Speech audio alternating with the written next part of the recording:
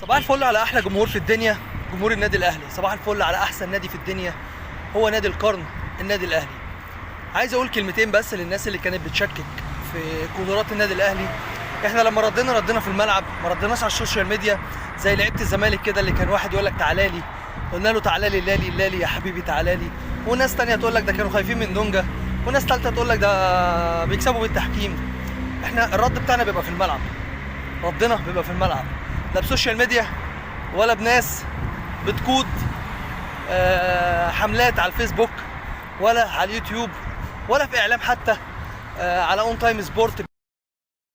كلمتين بس عايز اقولهم: مبروك للنادي الاهلي وجماهير النادي الاهلي السوبر المصري، اول بطوله لياس تورب، وان شاء الله ما تكونش اخر بطوله، وباذن الله الاهلي راجع.